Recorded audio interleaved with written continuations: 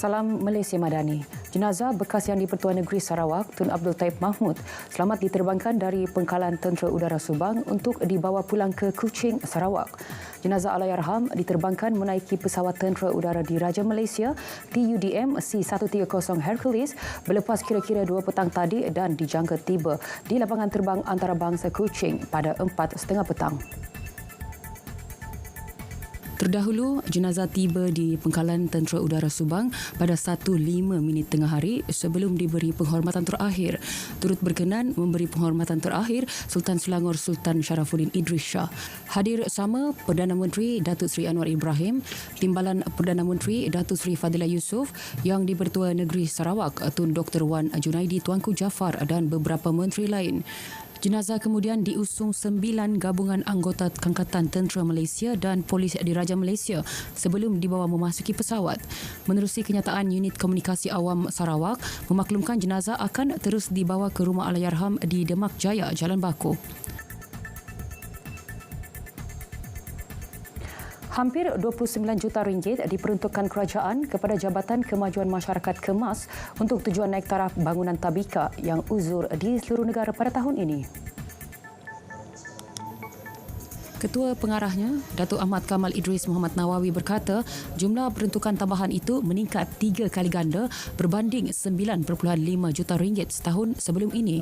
Perbelanjaan besar tersebut usaha Kementerian Kemajuan Desa dan Wilayah KKDW dan Kementerian Kewangan untuk menambah baik prasarana pendidikan awal sejajar dengan hasrat membangunkan modal insan berkualiti. Antara negeri yang menjadi tumpuan untuk dinaik taraf premis tabika itu ialah Kelantan, Sabah dan Sarawak. JPJ bertindak menggantung lesen 14 pemandu bas ekspres yang didapati positif dada dalam operasi Tahun Baru Cina dan operasi Bulan Perayaan bermula 1 Februari lalu. Kesemua mereka dikesan hasil pemeriksaan berterusan yang dilakukan di terminal-terminal bas seluruh negara. Pengarah Kanan Penguatkuasa JPJ, Datuk Lokmat Jaman berkata, kesemua mereka disahkan mengambil dadah jenis syabu, metafetamin dan ganja melalui ujian urin yang dijalankan.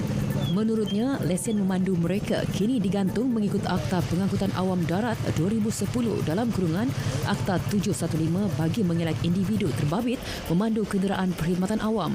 Operasi khas yang akan diteruskan sehingga 29 Februari itu turut melibatkan pihak polis, agensi anti dadah kebangsaan dan Jabatan Pendaftaran Negara. Seorang anggota tentera maut selepas terseret sejauh 100 meter satu kemalangan melibatkan 3 kenderaan di kilometer 379 Lebuh Raya Utara Selatan arah selatan dekat Slim River malam tadi. Ketua Polis Daerah Mualim, Superintendent Muhammad Hasni Muhammad Nasir memaklumkan pihaknya menerima maklumat kejadian kira-kira 11.14 malam tadi.